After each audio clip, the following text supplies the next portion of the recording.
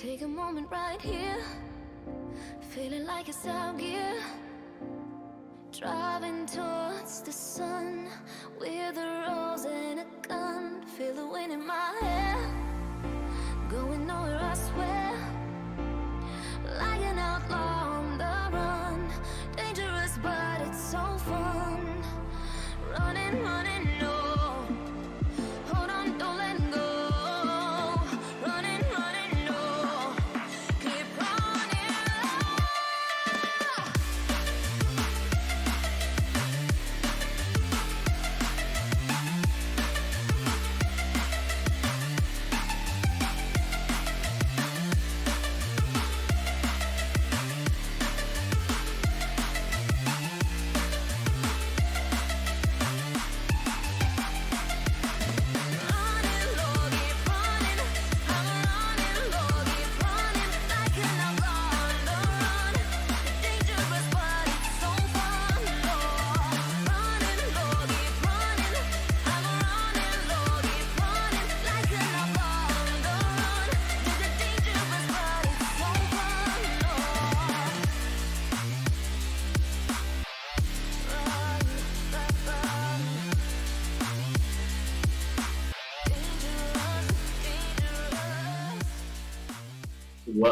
Welcome, ladies and gentlemen. We have arrived at week 6 of the Risen Champions League. We have a hype matchup for you today. We have Mirage Esports and Radiance going at it for first and second seed in their division.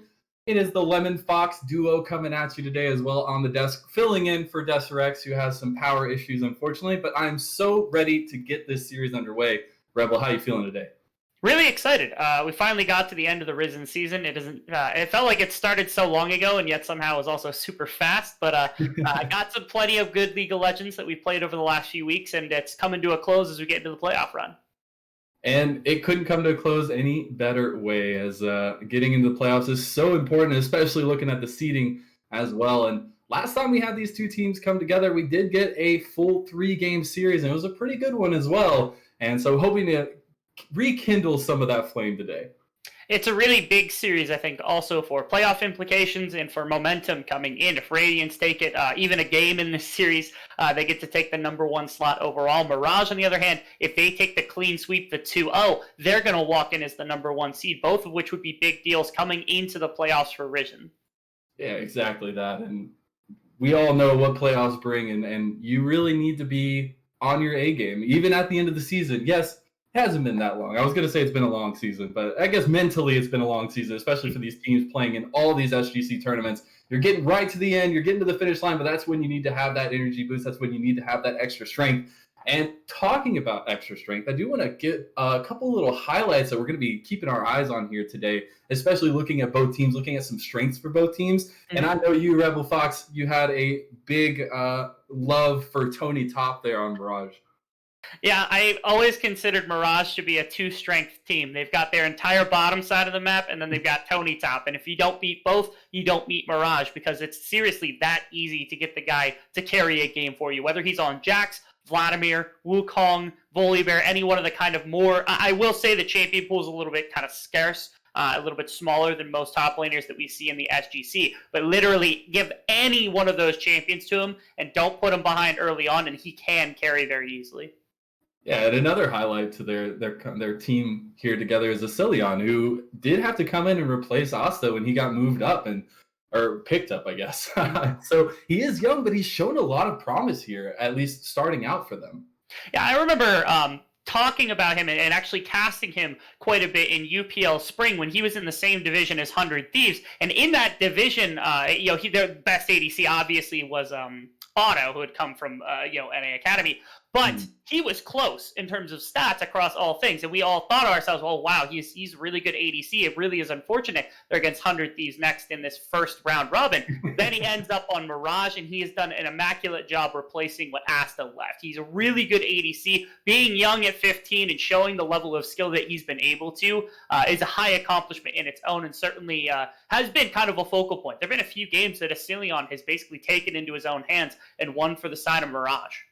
And that's what we're going to be looking at today. But turning our heads to their opponents when we're looking at Radiance, there is always that terrible trio that we have in mind, Andy Bendy, Young Mid, and Cal.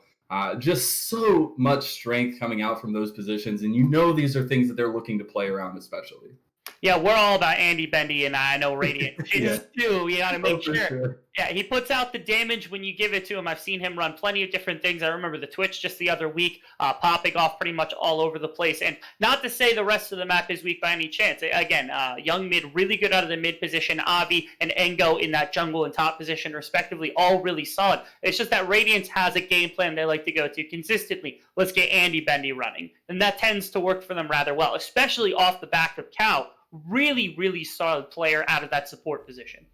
Exactly that, and we are going to be getting into picks and bans for this game number 1 in this best of 3. We already are seeing Mirage take off the Syndra, the Aurelia, as well as their first 2 bans, and then the Aphelios is the first ban away for Radiance, not wanting to give over that 200 years, and they might go with another ADC ban. It's going to be Ezreal taking off the board. Really heavy. Oh my goodness. Heavy targeting towards the side of Young Mid, making sure his champion pool is pinched off. Syndra, Aurelia, LeBlanc, all things he's known for. And Asilion having his comfort taken away. Plays the Aphelios, plays the Ezreal really well. I wouldn't be mind Kalista here even. That's potential. I do know Robbie Bob plays the Vigard. They do have that flexibility. And wow, they're speeding through this draft right now. They really are. You love to see it. They got some draft prepared. They're ready to go, ready to battle it out on Summoner's Rift. And Orianna comes in as the first pick there for Mirage. And the first 2 that Radiance pick up are going to be Azir and Senna.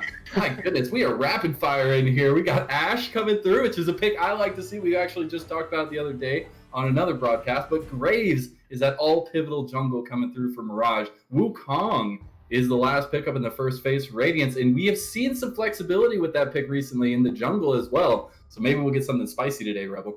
Yeah, as fast a breakdown as I can do, the Orianna has been the safe kind of go-to first pick in the mid lane for a lot of different teams, and that's no different for Mirage. Love having that one. Now, the Azir response, I think, is really good. A, because the laning phase is stronger, and B, because your late game damage is really, really good on the Azir compared to Orianna. Ashe, good for utility. Graves, able to be taken because the utility brought out from the Ashe in that ADC position as well.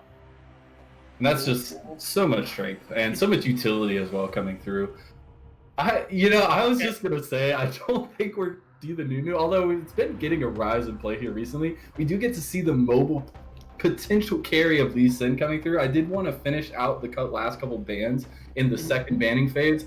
On the blue side for Mirage, they did take away the Ornn and the Jarvan. And then on Radiance's side, they took away Lulu and Karma. So a very different approach to the last couple bans, but significant focus is there especially. Not shocking. I think it's a little bit different for the Lulu and Karma. I think those are flexible to the top lane. I remember seeing, I think it was Karma or Soraka top lane for Mirage early in the season, making sure that's not flexible. Now, the Mordekaiser is pretty interesting. So this is actually Tony Top getting his selection of top laner without really a lot of bans going his way, and ends up taking that into the likes of this Wukong, which was forced into the top role since Lee Sin's been taken. Now, support is all that is left, and it has to be blind picked here, potentially, depending on where the Senna is going to go. So we'll see what they go for. Nothing crazy. It's going to be the Nos. A lot of CC, a lot of lockdown from the Ashe Nautilus. Good damage as well. We'll see whether that's the case. And on the opposite side, okay, is it maybe the support Wukong flex? Oh my goodness. Are we going to see some spice here for game number 1? And I'll take the Kayle. I've been seeing a lot more Kayle in pro play, especially, and across solo queue as well. Just having that level 16 power spike where you can win the game off it is really interesting. Get a little bit of back and forth there, and ends up on a completely different pick. We saw, actually, I don't know if I know you said you don't pay as much attention to LCS recently because of timing and whatnot, but we did get to see Licorice completely call out Aatrox and say he's not a worth champion anymore. He's not worth playing. He's not great. There's many other choices to go with, and so I want to see this Aatrox pop off. If Radiance are so confident to pick it, I want to see why. I don't think it's completely unreasonable to say that Aatrox has been a little bit surpassed at a top lane, but saying that it's just a bad champion seems in bad taste. I don't mind it. Maybe a little bit of Licorice just flexing on other top laners saying that's the case. Now, you get the blind pick out of top lane, and they opt for the Aatrox in a Mordekaiser contest, which actually isn't bad for Aatrox in the laning phase. And come, like, team fighting time, Aatrox has a lot more consistent value over the course of a team fight. Mordekaiser can pull, say, the Azir, the Senna, the Wukong, one of these big engage tools that they have have in either Wukong or Lee Sin in that regard, completely out of the fight and allow the rest of his team to do some damage in that kind of 4-on-4 fight that they leave themselves with. But once that's done, I think the Aatrox in an elongated fight ends up having a lot more value. Yeah, and honestly, both of these teams are. I know 4th of July was yesterday, but we got some serious fireworks on both sides. With the fact that Mirage's composition has a lot of really good strengths that tie together really well.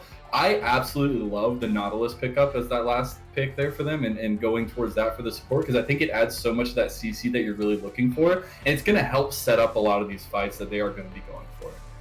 I am really interested in seeing how this this bottom lane from Radiance plays out into the likes of the Ashe Nautilus. So first off, you've got Wukong Senna, and Wukong Senna is capable of using like the kind of famine Senna tactic, where instead of farming, throw it onto the Wukong. But the one difference is that Wukong Senna can get aggressed against as opposed to normal bot. So like when it first started off, we used to see Galio sometimes getting taken in this support role. I put that in air quotes because of the case you're the one farming for the most part. The Wukong kind of reminds me of the same thing. Really good team fighting, solid trading potential, good damage. There's not a lot of appeal to be had in terms of the 2v2, which is why if you gank that lane, it's really, really hard to make things happen. So as you said, the Nautilus Ashe, with all the CC they bring alongside of Graves, could mean kind of disaster if they end up getting aggressed against very early. So I don't know if Radiance wants to put Avi on the bottom side of the map and try to shadow Andy, Bendy, and Cal, let them have some free space to work with, or rather you try to get Young, Mid, and go ahead on these late game scaling champions, see what they can do to carry the game. I think that's going to be the most pivotal part in this game one of this best of 3, especially because with both teams just having these kind of burly, like roundabout compositions, I do see a little bit more, I guess more pick potential, more damage coming out from Radiance. You're also looking at the Azir for a little bit of the late game scaling, trying to get that added in there. Plus, you always add Wukong in there because, Rebel, I don't know if you knew this, but he can hit his R button twice. And that's like hard hitting analysts coming at you right there. Yeah, and I mean, you also talk about the fact that Ashe is on the other team, so you're like, okay, Wukong guarantees 2 ultimates against the Ashe because she can't get away with it without throwing the flash, a very immobile champion. I will say, again, I think Radiance designed a very good composition around the fact that if the team fight goes longer than, say, 5 seconds, that's not a definitive mark, but I mean, Azir, Senna, I would say even Aatrox at that point, are really, really good in elongated fights because of sustained damage, the CC from Aatrox, the sustain from Aatrox, things of that sort helping them out. Whereas Mirage, you look at Ashe, Orianna, Mordekaiser, they're all very ultimate-driven champions. You land an Ashe ultimate, somebody gets picked. You land an Orianna Shockwave, fight's pretty much over. Mordekaiser pulls somebody out of a fight, maybe it's the Wukong to deny that engagement, boom, the rest of the fight can go their way potentially. So it's about Mirage's ability to use their longer cooldowns, the kind of more burst fighting style, against the side of Radiance to remove enough tools to win fights in the elongation. I think another little part to it that's going to be so pivotal is the Death Realm by Mordekaiser. Especially when you're looking at those big engages, you're looking around those pits, having those big 5v5 team fights. Mm-hmm. If you can pull the Cyclone, or like the Wukong out, not being able to get the Cyclone off on everybody, if you can just pull some of these pieces away from the team fights, it just exponentially makes your chances better with the comp that you've assigned for yourself. So yes, there is the scare of Mordekaiser still being like 1v9 carry potential that we have seen in the past, but I think that the Death Realm is just that subtle little extra that's going to help Mirage in those team fights. I am also a little concerned for the team fight for the Mordekaiser ultimate because in an ideal world, you pull Wukong and then you take the engagement into them afterwards. Now, if you take a look at like neutral objectives, so say Dragon, say Baron, something like that, Radiance throws Lee Sin into the mix. Now Mordekaiser has to make the decision of, do I ult the Lee Sin to try to capture the neutral objective, or do I ult the Wukong to prevent the team fight? And even if you choose to try for the team fight, if the neutral objective isn't really contested over, then Lee Sin's kick is still a really good tool to use on, say, the Nautilus, the Graves, into the Ashe and Orianna to put them out. So I think while a lot of this will come down to everybody except AV, AV is like the wild card in this particular game. Where one good kick, one good insect, something like that to put a damage dealer, one of these utility players, into the team. And there's some real trouble that could be had afterwards. It's almost like Radiance's response to the Mordekaiser ultimate. You want Mordekaiser ultimate to pull Wukong, Lee Sin kick puts Ashe into the middle of your team, and then what are you going to do? I completely agree. And there's another little factor for Radiance as well, as just the mobility that's coming out from their composition. Maybe not as much with the Senna, you do have that little bit of movement speed increase. But the fact that you're going to have all these ins and outs, you have all this escapability, but as well as the engage that you're looking for. And when you look at Mirage's team comp, they're more of a let's sit all around each other and let's just fight it. Let's just have at it. And let's not have these like weird pickoffs, not anything like that. So I think that's going to be another integral part to how Radiance want to approach the team fights and how they are going to approach the team fights, especially.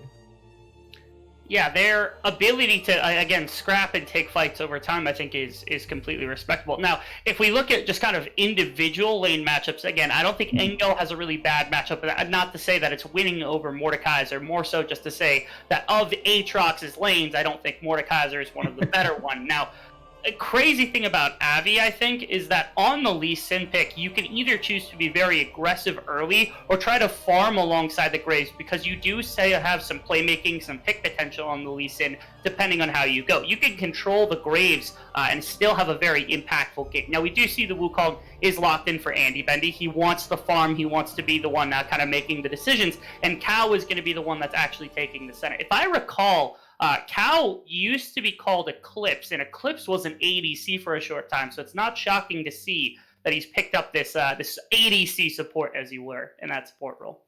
A little swip swapping going on. Yeah, I like it.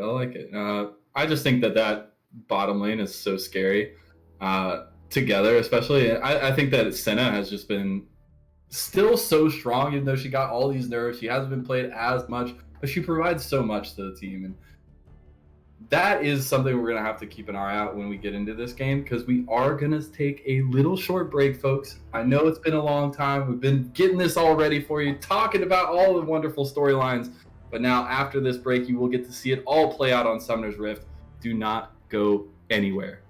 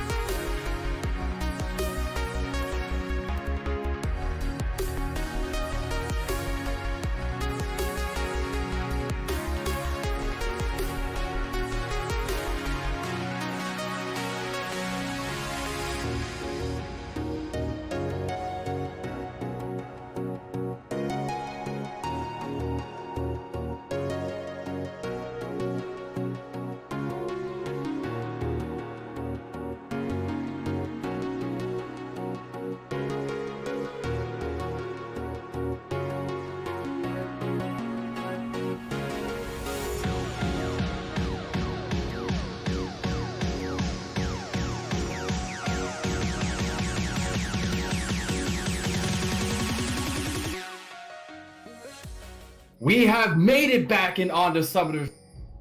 And gentlemen, we have Mirage versus Radiance in the game 1 of this best of 3 week 6 matchup. On the blue side, we have Mirage Esports with Tony Top on the Mordekaiser on the top lane. We have Hayami in the jungle with the Graves, Robbie Bob pulling out the Orianna in the mid lane, and Asilian and Mist rounding out the bot side with Ashe and Nautilus. And on the red side, we of course have their opponents in this game, Radiance and Go in that top lane, Abby in the jungle, Young Mid in the mid lane. Where else would you locate that man? Andy Bendy at ADC playing the non-ADC, and Cal at the support role playing the ADC of all things. It's a wonderful time to be alive. Yeah. First of all, I love the fact I mentioned it in the broadcast, the fact that we have 2 people that are named after their positions, kind of. It's just a wonderful time. So, getting into this game, it is going to be a very interesting start to this series, especially, and how the fact of the matter that one of these teams is getting the first seed today. And it's all comes down to that placing for the playoffs. That it does. I think it's also important that even if so say Radiance wins game 1, that means that they immediately take the first seed.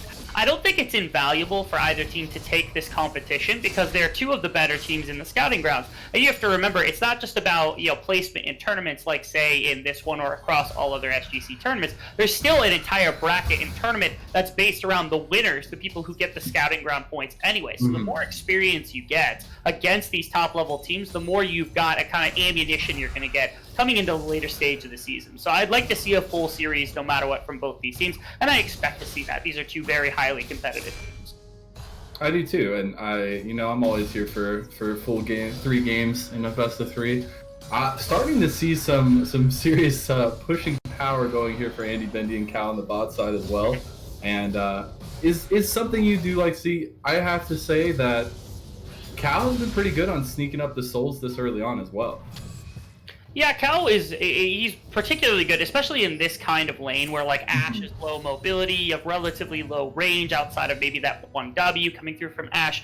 But outside of that, there's not much to talk about. I do want to make a quick note of what's happening on the map. So both jugglers started on blue side and they cleared to the opposite side of the map. So right now it was full blue side clear into red side clear, which puts Graves on bottom lane. And again, I had highlighted in that drafting phase that bottom side is a point of contention where Graves can look to gank because, of course, there's no defense really for the Semi. They're going to burn summoners minimum, and at best you might be able to actually force something in this bottom lane. And right now, Asilion and Mist, they're completely controlling the lane state, forcing it to crash in the middle here. Might try to bounce it before movement comes down the river from Graves. And Lee Sin right now, no real pressure to be had anywhere. Andy Bendy getting engaged on here. The Ignite's already popped, flashing forward. Is it going to be the kill going over? Heal comes out as well. We just have summoner spells being popped all over the place. Oh, here comes the flash in. Beautiful play from Hayami. Now forward is missed. He's able to pick up the kill while Asilian takes the tower. And wow, everything starting off so well for Mirage. They pick up 2 kills and first blood for themselves. I expected that to be a little bit more patient of a play where they end up crashing the wait for it to bounce back. Maybe the Rift Skelter is taken by Hayami in the process, things like that. Nope, it was just a little bit of over-aggression from Andy Bendy to get his flash out. They get a kill under the tower for the Graves, the 2 assists onto Ashe, and even a kill onto Mist early on. I think getting some early boots or getting some early itemization isn't really a bad thing. Really good spot to find some aggression early on. I like the play coming out from Mirage here. That's the way you want to start off any series here, especially. I love the confidence from Hayami to just flash in, get the proc off the wall as well, of the tower, and just be able to shut down that kill immediately. And it was a little bit overzealous to keep going in there, but they were able to pick up another kill for themselves, so it's totally fine. And you start off with a strength in the bot lane here, exactly what we were looking for. Either you have Tony Top or you have the other side of the map to go for, and so far so good for Mirage. Yeah, I do also like the initial buy here for the Executioners, calling to get some grievous wounds against the likes of Cal's Senna here. Lots of healing between those 2. Even when the Conqueror stacked up, it's kind of rough to deal with. So early healing reduction to come through, a little bit of AD also. Very, very much like that buy from Asilion. That's a good start. I mean, now showing up on this top side, trying to go for a bit of a lane gank here, but big wave pushing in onto Ingo is going to be a little bit harder. Tony Top's still looking for it though. Ingo, there's a lot of damage in the Graves and the Mordekaiser. Aren't able to finish it off though. as they cannot secure the kill under tower. Then we have a fight between Robbie Bob and Young Mid in the mid lane. And nothing's going to come of that one either. And it was a good try by Hayami, but they weren't able to get anything up there. So the big thing I think is that Graves is looking to farm really heavily, and so around topside, Tony Top had the potential of getting ganked from Lee Sin because they didn't know where he was at the time. Actually, we see a little bit of pressure. Okay, Andy Benny barely snuck out from that tower. I was really worried Miss was going to catch him there. But I think basically Hayami's thought process was, I'm going to hover top lane, and if a gank comes through, I counter gank, and if he doesn't, I clear all the way down my jungle, which is exactly what you're going to see him do now. Now, because of the play that they made and weren't able to get the kill or even the flash out of Ingo, really good resolve from Ingo to make sure that doesn't happen, it's pretty free dragon on the bottom side because, of course, Andy Bendy Cow end up shoving their wave. There's no response from mid or from bottom that can come through. So really, really nice little response from Radiance for that top side protection. It ends up costing them that dragon. And Hami has been all over the place. Avi, on the other hand, hasn't really been able to get anything rolling. Has been rolling up that farm and that CS lead for himself, though, so that's something that we're definitely going to have to keep our eyes on, especially. But once that Lee Sin gets onto the map, gets level 6, and can... Oh my goodness, what a good dredge line onto Andy Bendy. But the root's going to come out, a lot of damage going back onto Mist, but I'm really excited to see the Lee Sin actually get unlocked a little bit in these matchups. I hope that's the case at some point because, of course, the playmaking Lee Sin is one of my favorite things to watch. I like this as well. Yet again on bottom side, they're not going to shove out their wave. They end up getting pushed slightly against, and Andy, Benny, and Cow know there's possibility that Graves cleared from top to bottom, so they're pulling back a little bit, making sure that there's no pressure to come through. Young Mid and Avi were looking to cheat down to the bottom side of the map, and they might actually catch a couple of members of the river here. Ooh, nice little hook there. Still connects onto the wall for Mist. He's going to take a little bit of trade damage back, but have a nice collapse here by Mirage, bringing all members available just to make sure they can get the scuttle there. And now you see them actually pushing down into the enemy side jungle and could be potentially looking to fight over this blue here. I wonder if Avi is actually going to be able to contest over it, if he's just going to let it go. It's tough because Cal is shoved under the tower and Andy Bendy is farming, so the replay can come through nice. Oh, the movements. My goodness. He's ready. He's trying to steal like a percentage health Q coming through from Lee. Like the execute damage from Lee Sin's Q combined with Smite, it's like impossible to steal away from him. Not to mention, Avi's the level 6 of the Smite's even higher to confirm it. Like that was a little bit rough. I think they should have pressured a little further up because they saw Cow and Andy Bendy underneath the tower and no response to come through outside of a Tiki from Engo. But really, they didn't need to put the pressure on very heavily, just trying to make sure that Avi feels a little uncomfortable in his jungle even. And that's the goal there. You're just looking to try and do a little bit. I think that Mist could have positioned a little bit further up, as you said, to contest a little bit more. Andy Bendy just getting the trade damage now. Now we're going to see Tony Top and Engo go at it up here. Death Realm is popped for Tony Top. Engo's going to run over to Avi and make sure Flash comes out. Get away from the single damage. Now Flash comes out from Tony Top. Sonic Wave's going to connect, but not enough damage. Avi's going to have to walk away from that fight, although they have gotten a lot of control over the enemy side blue jungle over here as well. At the moment, it seems like Tony Top is getting the better of the trades on Engo. That doesn't really change, especially since the Bramble Vest was the first buy, which applies that Grievous Wounds, making sure that Aatrox doesn't have the sustain. As you said, though, the push in from the Lee Sin might give some pressure to this top side, specifically around Rift Herald, especially since Andy, Bendy, and Cal have been pushing their lane relentlessly. But it's actually the back immediately from Asilion and Mist, which to me is going to get punished really heavily. They're already down 20 CS on the bottom side of the map to this Wukong ADC, which is already a little bit of a strangeness in my mind, a little bit of that just comes out of nowhere. I can't imagine why the Ashe would be losing in CS compared to the Wukong outside of that one good teleport from Andy Bendy that maybe would have got him maybe a wave and a half of advantage. So at the moment, I like that they put Asilion back to the bottom side of the map here and they missed the top side to make sure they still have relevancy around this Rift Herald. The roam from Mist up to help with this Rift Herald secure as well, so going to be able to pull some more resources up there. It does feel a little bit bad for Asilion down to the bot side, though, because Andy, Bendy, and Cow are just kind of having their way with it, getting all the plates that they want in the farm, all that good stuff. So Asilion definitely on the not so fun end of this trading, but Nautilus finally heading back down here. Rift Herald was secured by Mirage, so looking where they're going to want to use that and at least see if they're going to do any like side plays with it or anything with the dragon coming up here. You do already have one secured for Radiance. It was the Ocean Dragon, the first dragon around. This one's going to be a Cloud Dragon. So no Ocean, no Cloud soul this time. We do get the two potential awesome ones. I personally really like the Cloud Soul, but I think that everybody can appreciate the Infernal Soul or the Mountain Soul itself. Yeah, I think especially in a game like this where I think there's 9 members between both teams that really would like that Infernal Soul, that I'd rather see that one, especially for competition between the two.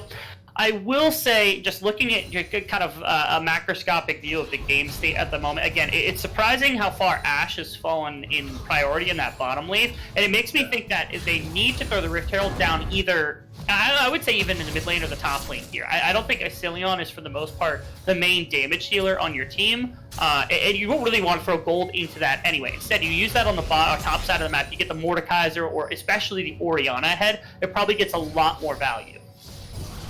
I agree, and we could be potentially seeing the Dragon be started up here.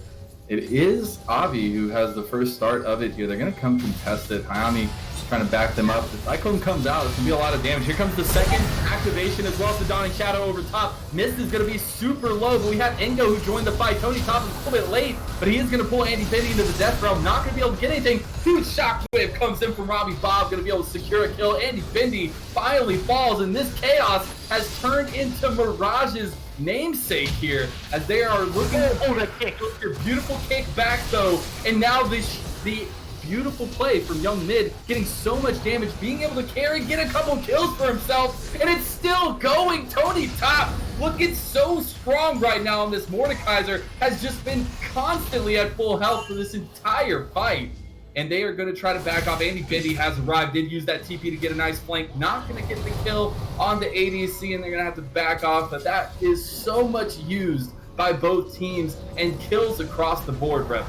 Will be Dragon coming through from the side of Radiance. And the thing was, you made mention of it during the fight. It looked like a really good engagement coming out from the side of Mirage against their opposition. They get some early kill. They have plenty in the tank. But we're noticing a trend also, is that the fighting from the side of Mirage is exceptionally low range. Graves is low range. Mordekaiser is literally melee. And even the Orianna and Ashe have relatively restrictive ranges to their ability to put out damage. If they had a little bit higher range, they likely would have been able to push out Tau, Avi from a lot of these fights and not have the extension, and then turned on the Young Mid. Instead, they end up losing because they don't have the engage range or the damage range to really put the damage and secure the kill. So that's a problem they have to solve coming into the later stages, because that was a really dominant fight that ended up going very even and cost them a Dragon. It was just a little bit all over the place, and at the end, honestly, Young Mid was coming in clutch with the damage there, and just wasn't able to pull it off completely. And it makes me really excited to see the bigger team fights, to see the fights that are going to be over these objectives, and see the full setup from both these teams, because so far it's been a lot of action, and now even more, as Cillian's going to get engaged on the Enchanted Crystal Arrow goes on Cal, but it doesn't matter, it's not even going to do much. Cillian's going to go down over to Andy Bendy, picking up a kill on the Wukong. Here comes the Root, even more damage down. How did he stop to summon the Rift Herald here? And he's going to look to follow it up onto Andy Bendy. He's got the damage, he's got a shotgun against the Monkey Man, and here comes the Root though. Is he going to be able to pull it off beforehand? He does. Now Miss looking for the dredge line. Is he going to be able to do it? Cal trying to weave and dodge, but unable to. Double kill going over to the Graves. Now, I don't know if Hayami dropping the Rift Herald before that play happened was cocky or a mistake, but I'm going to go with cocky, because that ended up being pretty good. He was so confident the fight was going his way. He's like, yeah, I'll drop the Rift Herald. We'll get the tower afterwards. Who cares? Ended up getting it. The red buff, I think, came in super clutch. Andy Bendy had no way to get away from the slow. Cow had no way to get away from the slow. And Mist, of course, has the CC to follow up on that one really, really good. Even Asilion here making a support kind of play, being able to run up mid lane and help out Robbie Bob from the dive that got set up from Avi and Young Mid. Really nice play there, all things said and done. Yeah, Andy Bendy got the kill, was able to get a good engagement onto a immobile ADC. Congratulations, but you lose 2 kills and bottom tower, and even lose a dive in the mid lane from it. Yeah, there's a lot that happened down there, but it's just crazy to me, the damage that you can see come out from the Wukong this early on, and it's just gonna get a little bit worse. And we were talking about how the fights are, or how the teams want to fight at least, and you're gonna have this kind of like mashed ball on the side of Mirage, who aren't gonna have all that mobility, but do have all those defensive abilities, that damage coming out. The one thing that's going to hinder that is Andy Bendy getting into the backline, hitting that immobile ADC that you were talking about in Asilion. That's going to be a big deal there, especially. Now, it has calmed down on Summoner's Rift just a little bit. We could be seeing some action coming up here in the mid lane, though, as they're looking to try and push down this tower, potentially. At the moment, I think we're in an Eye of the Storm type situation where we're Yeah. going to see a break into action when the second Rift Herald ends up coming up. Both teams already competing really heavily for that river priority, with wards on both sides pushed into the shallow portions of the enemy to see where their movement is around the Baron putt, or at least they're in their jungler of the sort. So Hayami is very fed at the moment. I think he's a very terrifying presence to have on the team. Not to mention, Robbie Bob has the finished Seraphs. You have a lot of CC and Asilion and Mist. So the opposite side, Andy Bendy needs to get a good engagement. He needs to find a priority target. I would say even the Graves potentially at this point wouldn't be a bad option. Even better, Tony Top sitting in the mid lane. He doesn't have TP and neither does Engo. So being mid lane actually does give them a 5v4 in this river. So I don't think a fight can come out from the side of Radiance. They're just going to seed this next Rift Herald over. That's both of the Rift Heralds going the way of Mirage. And that's a pretty big deal here. It's going to be a lot of money given over, especially they can take a full tower with it, potentially. And 2 dragons have gone over to Radiance, so they have had a bit of objective control, just not over the top side of the map. So definitely looking to see if they're going to continue that and continue prioritizing those dragons, which you would expect they would. Now we're going to see Engo go in onto Tony Top, just get some nice trade damage back. Top trying to get a little bit of a predict there, but not going to be able to. And taking the aggressive side of this, he does have some teammates coming down to help him as well. Yeah, they did a siege up on this bottom tower. It's relatively low, and there's nothing that the Mordekaiser really can do. Now, the problem is the reset had come through from Hayami, Asilion, and Mist, and so there's no response to the bottom lane play unless they continue to push aggressively, which actually... He got baited out, but no damage came through, at least not enough came through onto Tony Top to stop that back fast enough. So, really nice little play there. I'm curious if they want to make a play onto the Azir in response to the bottom lane getting pushed in here. With this Rift Herald that has come through, they could easily push out Young Mid and then attempt to make the play for this mid lane tower, but nothing so far. They've been spotted out towards the dragon here, so they know that this is going to be the next big fight, and it's going to be about how they want to approach it. You see Hayami just posting up in the mid jungle or river there, trying to see where the play is going to unfold, as dragon has spawned now, and both teams very hesitant to move on it. Yeah, actually, so distraction. Ooh, that's a large. That's a huge catch out. Engo gets just caught, unfortunately, walking face first into a bush. And now you have to decide here, because you have to defend against this Rift Herald. You're going to take this mid lane tower. They are going to do a good defense of it. Now we see the pings coming down onto the dragon. They're going to try to 4-man this up here. They do have the help from Tony Top towards the bot side, though, but they need to do it very quickly. Importantly, I think they forced out TP. Engo ended up burning that a little bit earlier to make sure he was closer to this dragon, all things said and done. And now Radiance, they're committing more to the tower, pushing from the Wukong and then even into the mid lane. They don't get much because all the pressure that they had taken in the river alongside the pushing Tony Top on the bottom side mid, you have to respect everywhere on the map here if you're on the side of Radiance. So you don't get really good damage on top side. The mid lane tower stands pretty heavily, and the Rift Herald still goes the way of Mirage as well. So at the moment, I'm a little bit curious about what the play is, because now it's 1 dragon to 2. Mirage has stalled a little bit of the play that's come through from Radiance to try to control those dragons as best as possible. So I guess we get to see now where their momentum shifts to, because again, you've got a strong Graves, you've got a strong Mordekaiser, and your bottom side isn't as strong. So the next real objective is Baron. So I'm sensing maybe a lull state for a little while here from both teams. I think so too. I think we saw a lot of the kind of early fighting go on. Now it's to a point where both teams realize where they're at in the game, and they need to get the strategies fleshed out, get everything kind of rolling together. And great start from Mirage already, but we're tied up in Cold Rebel, and it's just such a game on a knife's edge here. And I love to see it for our first game of the series. The game right now, I think, is controlled, at least in some part, by Radiance. Once again, their consistent damage, their higher range, and even the Wukong, just the access of the engage from that champion, make it super easy. Nice.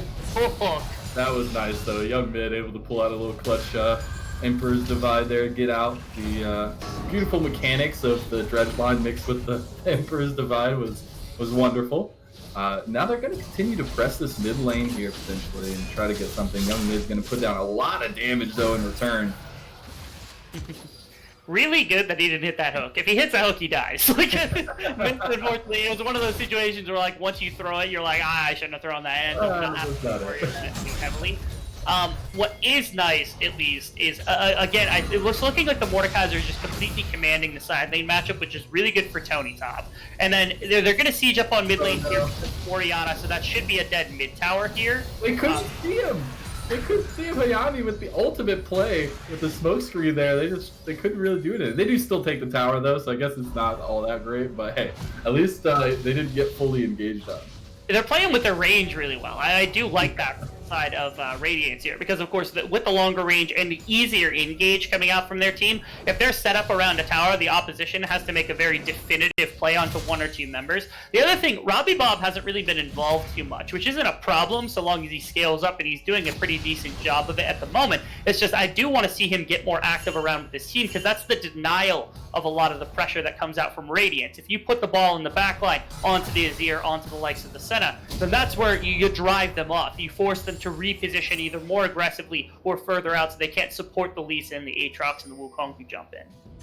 There's a little point that I am really hoping we see kind of flesh out a little bit more. The fact that there are 3 TPs on the side of Radiance, which means we could get some insane late game TPs. I have no doubt we're going to get to some serious late game potential here.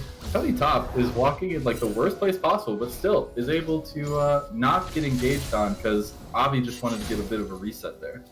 I mean, I will be direct. I don't think anyone really kills Tony Top at this point, because like the only one who I think has the damage for it is Young Mid, and Young Mid, even on his own, I don't think straight beats the Mordekaiser. It's more so that in a team fight, if he's locked down or if he's kind of stationary, then the DPS from the Azir is too much, because there's not a lot of magic resist. But outside of that, I mean, the Mordekaiser is basically on his lonesome, and there's nothing to really stop him in the side lane. And I think that gets even worse as the game continues. Like, Engil's laning phase is not going to get better at this point. It's going to get worse. They have to rely on team fighting from the Aatrox to do a bit more of the heavy lifting. So again, we talked about those win cons from both teams, and the big one here from the side of Radiant, or my apologies, from the side of Mirage, you have to beat Tony Top and you have to beat the rest of the team. They're not doing a bad against the rest of the team right now. Stillion's relatively shut down, Robbie Hobbs a little bit behind, Hayami's doing really good, but you're not shutting down Tony Top. So the access to the side lane pressure from him is not to be underestimated.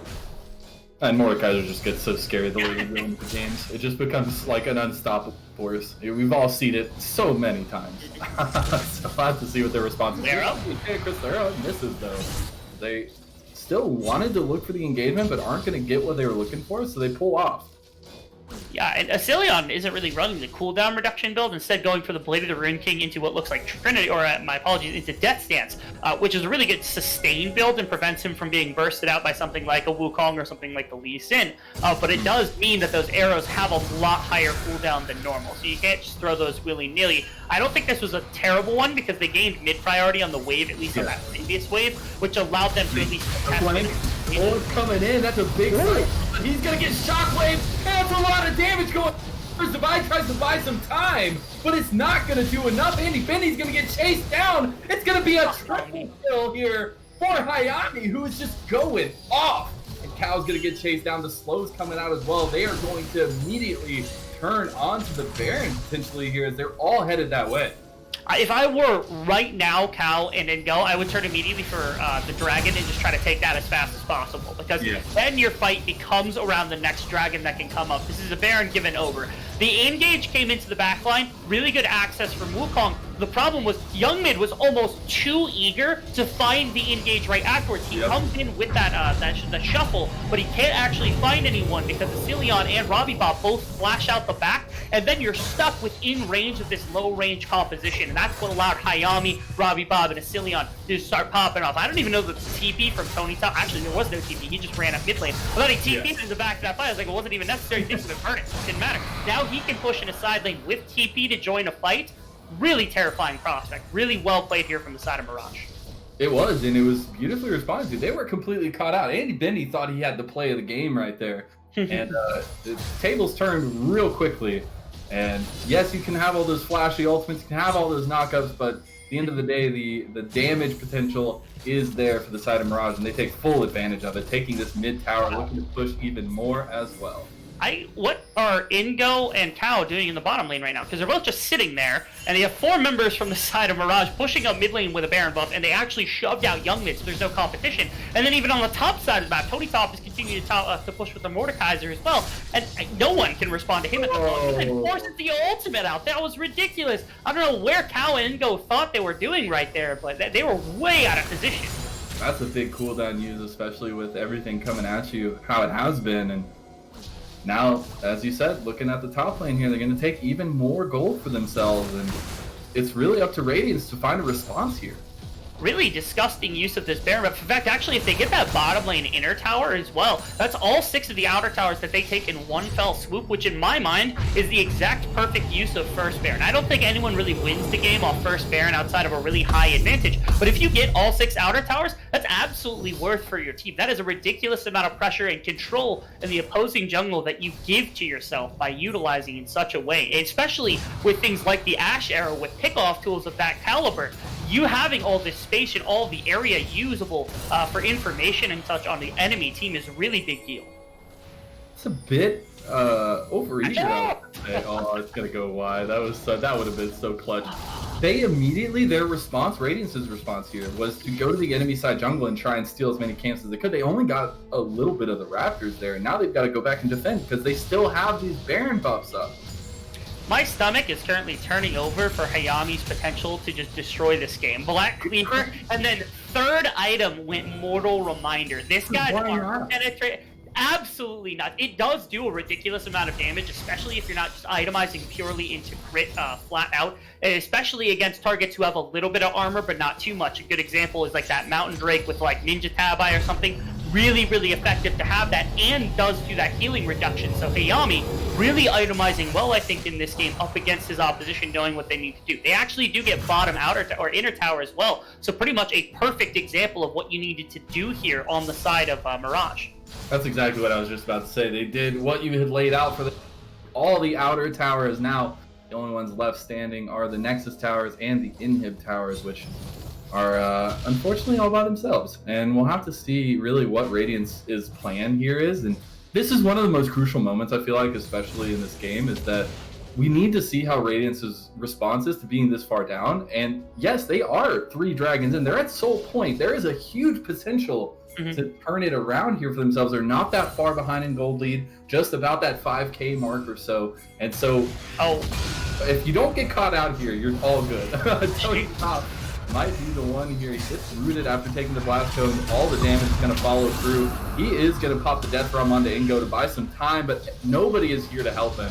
He's going to come out to a death. Ingo getting very low here, though. Can they take him down? No, they cannot. Shutdown goes over to Avi as they are able to claim a bit of gold for themselves. The power right now, I think, that Radiance has within their composition, once again, is that they're almost impossible to siege against if you're on the side of Mirage. You've got Robbie Bob's Ball, and you've got some CC from the likes of the Ashe and the likes of the Nautilus.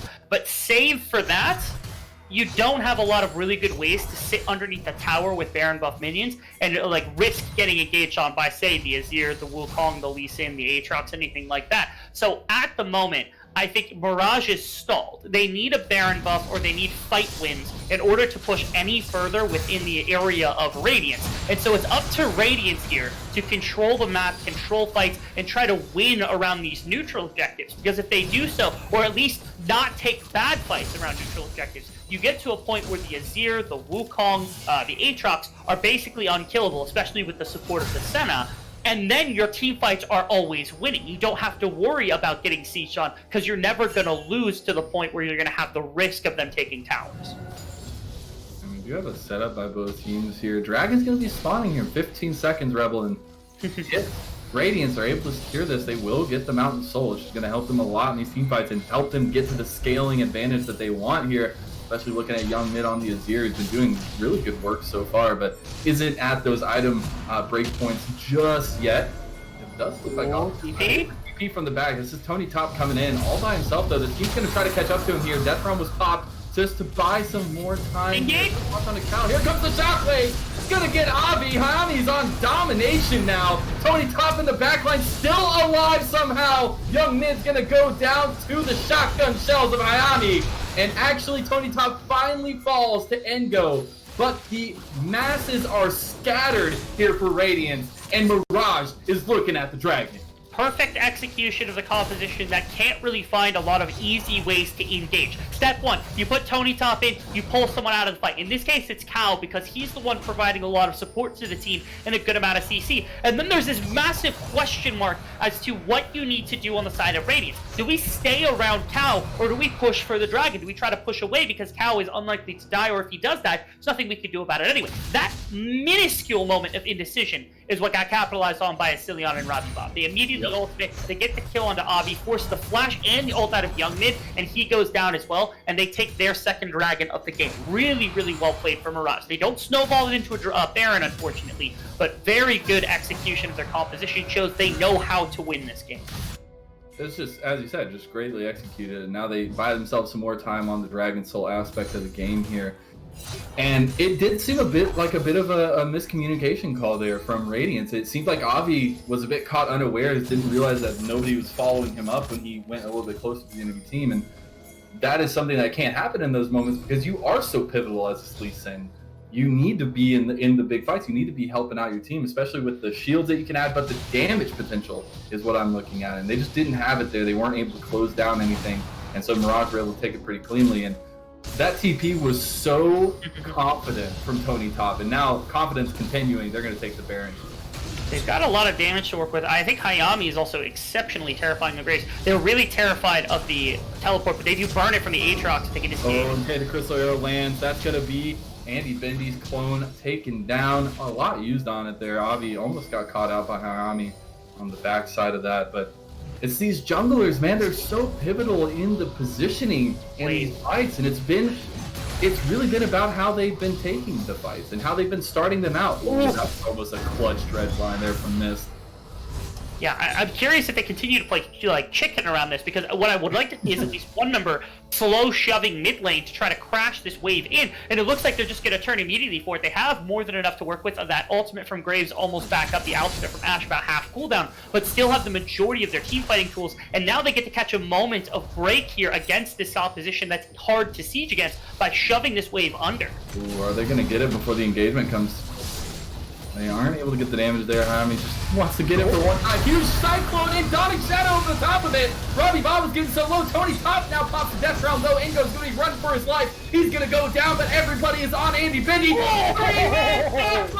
Coming through. Clutch plays from Robbie Bob. He goes down, but 4 members strong for Mirage to 1 for Radiance. Again, you're able to get into the backline really easily, but there isn't enough damage in Avi, Andy, Bendy, and Engo to end up finishing any sort of fight, and the support from Young Mid and from Cal isn't there either, because again, you're taking quite a bit of the pressure off as Tony Top, as Hayami, by zoning them away with the damage you've got. Avi's got to make a pretty miracle play here. He gets tread line, but he's going to go down, and that's it. Mirage is going to take game number 1. They are indeed in a very... It was close for the longest time, but man, they put the pedal to the metal and they showed us why they are here to play and keep their first place position dreams alive here. What a game from Mirage. Yeah, especially against a team at the caliber of Radiance, to be able to close so cleanly has been kind of what we've seen from them the most of the season. This is what makes them such a talented and such a well-documented team in a lot of teams' minds, is because of their ability to do things like this. They don't have a particularly high advantage. They aren't winning by a bunch of gold, but when they do get the slight advantages, when they win the fights, they capitalize on it real quick. They really do, and I think we saw some definite worth to their strategy here. They went for the non-fully mobile composition, more for the team fights, looking to keep everything together, and they did so beautifully, especially around the objectives. Yes, they didn't get all the dragons they wanted, but those 2 Rift Heralds counted for a lot. The Barons, the dragons that they were able to get to prolong the soul for Radiance, it just all came together in a beautiful compilation of a great game 1, and I'm so excited to see what they bring for game 2. But biggest question here is what Radiance hit back with. What do they change? What do they go for now in this game number 2? I think at least a few things to note is, again, Tony Top's matchup is pretty imperative because in this game he played the Mordekaiser, never got to the point where he had the Nasters, so it wasn't this massive split push threat, but on one more item, even just another 3-5 minutes into the game, he would have been unstoppable in a side lane. There wouldn't have been a single member that would have been able to do it. You got to get some more pressure into Tony Top early on. Hayami capitalized really well on early pressure pretty much everywhere, and actually ganking bottom lane was a big reason why he snowballed and popped off this game. And a bigger thing is that, again, Radiance needs to understand how their composition works against the opposition here. In that, again, you've got range advantage, you've got good engage. You need to have a clear line of communication between, say, Young, Mid, and Cal, as well as Andy, Bendy, Avi, and Engo, so that when you make these engages happen, the DPS is going to be there to win fights. Cecilion and Robbie Bob, they just flashed out the back too many times for that to be just an accident. Clean up a little bit of the communication or whatever it is that's causing that disconnect between the damage and the engage, and you'll get a better matchup, I think, for Engo out of the top lane, and you're going to look a lot cleaner in game number 2. I think so too. I don't know, Rebel. I'm here to echo through my head. I'm just messing with you. We will have to see what these teams want to respond with in game number 2, though, as we're going to take it to a small little break. Do not go anywhere, and we'll be right back.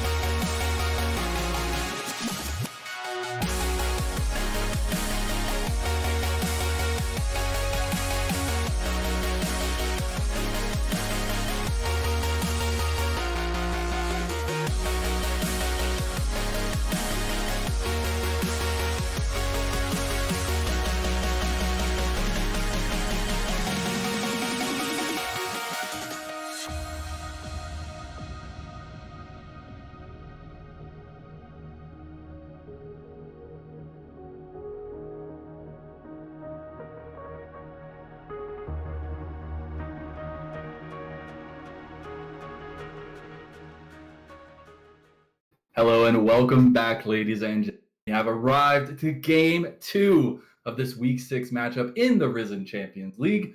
We have, again, Mirage Esports versus Radiance. Mirage taking a very strong game number 1 and making sure they keep their first place potential alive.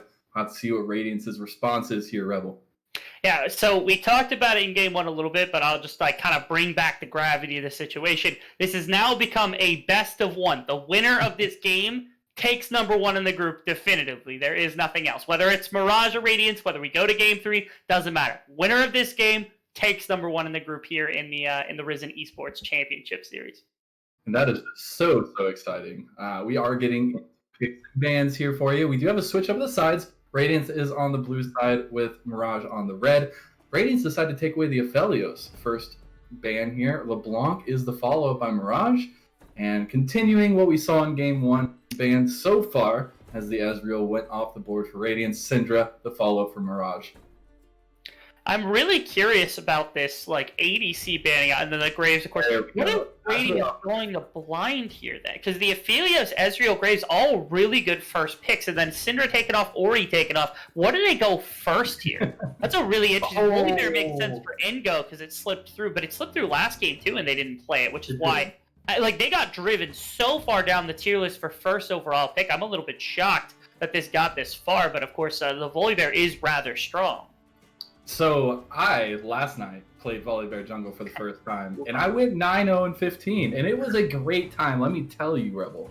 It is insane how strong this guy is right now. So I like to see Radiance kind of change it up a little bit, go with the Volibear first pick. Now, Mirage do respond with some comfort potentially here. Wukong actually comes through for them, and Ashe as well. The Varus slowly, especially last game, didn't get prioritized whatsoever by either team, which is a little shocking. But a big reason for that, I think, is just that Ashe is a really good response to what the Varus is capable of bringing to the table, as well as the Wukong being able to engage really heavily. I think it's another big part of it. Now, we see the Senna once again. I'm curious what Radiance wants to do with that pick, because again, it's likely going to Cal. He plays it more than Andy Bendy does. So I'm curious if they have another response or another ADC, something that they run, or if they go for a support or something. Set can be flexed into that ADC role if you want, or into jungle or top lane, wherever you want it to be at the moment. That's a really good pickup here for Radiance, because there's nothing that you can really get from that at the moment. We have WrestleMania 5000 here coming on for Radiance. I love it. I just love to see the set. The response, probably not what you want to look at for Radiance, as Trundle is locked in for Mirage, and he's going to have a great time subjugating those two beefy boys. That he will, and immediately Mirage also ban out the Mordekaiser, because it's a pretty solid counter to Wukong. Now, my curiosity comes how flexible they are, because Malphite would make sense as a top lane ban here into the Wukong to make sure that the laning phase goes well if Tony Top elects to take the champion. The Mordekaiser makes sense as a direct champion counter. Malphite fits that mold as well. But with Volibear and Set, I don't think they have to do that. They could pinch down the support pool a little more, or the mid pool especially, because I think that's the only thing guaranteed to be taken from Radiance at this point. And I really am interested to see what they want to go with here on the side of Radiance, as Azir was the last ban from Mirage's side. As that Lulu got banned away by Radiance, you're going to have to wait to see what their last ban is going to be. As you said, more than likely going to be towards that support role. They do still have their mid open, though, for Mirage. And that's exactly what's going to get banned away here. Could be the Cassiopeia being taken off the board as well. So what do Mirage respond with? It's a Galio. I was going to say Galio. Actually, the first thought that popped into my head is I really want to see Alistar into a composition of Volibear instead. Because if Set tries to run at you, if Volibear tries to run at you, they ult in and they get all this distance. You just headbutt them out and they're like, there goes that team fight. There's nothing else I can do for the most part. Once you're stuck in, you're out. Now, the Galio makes some sense as kind of a blind pick mid laner. You do as you please, really strong pick, and denies a lot of the pressure that a Volibear ult into Galio ult, Set ult into Galio ult can bring. Safe pick, scaling pick, not going to die to the Galio for the most part, but does get placed in a little bit by the Galio to allow him to roam a bit more, which plays to the Galio's kit. I was really hoping for the Fiddlesticks. I think that combination with this team would be just ridiculous. You just have everybody jumping in. and if they don't take Alistar, I just lose my... Or for Janna, you just Janna ult, and they all get launched right back out of the center. So curious pickup here. The last pick for Radiance, they take the Kindred. Yeah, not shockingly, Because again, I'm not shocked to see if Set goes bottom lane as the support / ADC, and Senna is the opposite. You still run the same problem from last game. Corki's likely mid lane could be flexed, and Ryze gets taken. So this is going to be either support Galio or support Wukong. They're really flexing this Wukong to that bottom lane this series. My lord. I love to see it though. It's been a pick that's been so strong. We've seen its prominence around the world, and just haven't seen all that much here in NA. But we're starting to see a lot more of it, evidenced by these games so far. Yeah, now, if I'm being direct about this, if I have to guess, Ryze is going mid lane. It's not going to be Galio, so it's not going to be Wukong bottom lane. If I had to take the assumption, it's Wukong going to be top. Tony Top doesn't play Ryze, to my knowledge. Robbie Bob plays a very mean Ryze, and so Miss is going to be getting the Galio, and a lot of CC yet again into a bot lane pairing that doesn't have a lot of defense between the Set and the Senna. So once again, you don't see the Graves this time from Hayami, but another really good lane for the Trundle to pick on. And if I'm mistaken, I might be. But the Volibear Wukong matchup is a pretty volatile one top side. It is, in the regard that I think Wukong doesn't do anything.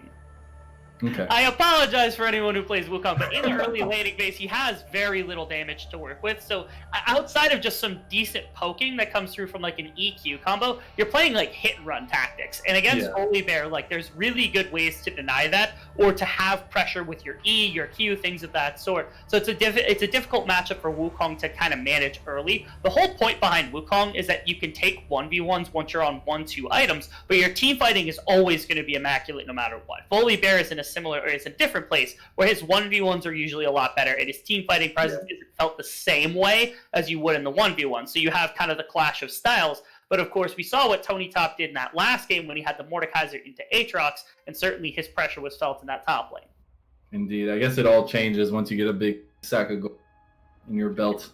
You don't have to worry about as much. The combination here for Mirage, though, you highlighted the Ryze. Mm-hmm. We saw the Galio. It's more than likely going to be Ashe, Galio, and bot. I do think that's a very strong duo, potentially.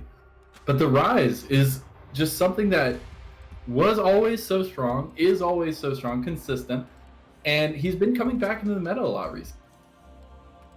The recent changes that got made to Ryze with his magic resist getting increased, I think was a lot bigger a deal, especially into consistent magic dealers. So Corki doesn't have really good damage early and goes for a lot better of a scaling build at this point, which means Ryze is much better matchup into Corki after the magic resist changes. And so not only is it like, especially after tier, you go tier on both sides here, and the tier from Ryze is a lot more valuable for Ryze than it is for Corki for damage, wave clear, and spellcast weaving, which is really, really valuable in the early game for Robbie Bob, which means there's more control now that the Ryze has over the mid jungle, as opposed to what had happened before, where Corki, back when these two used to play each other, like 2017, 2018, something like that, where Corki basically just beat every matchup by out wave clearing it. I don't think that's going to be the case in this one. Robbie Bob likely has more presence in the mid lane than before, and against Kindred, there's some pressure that can be had. Now, Kindred has been a standard counter pick for the Trundle really consistently, so I'm not shocked to see that one come out, and it won't be an easy matchup for Hayami to have, but I think when it comes to mid-jungle priority, the Ryze might have a little bit more to say than in previous years.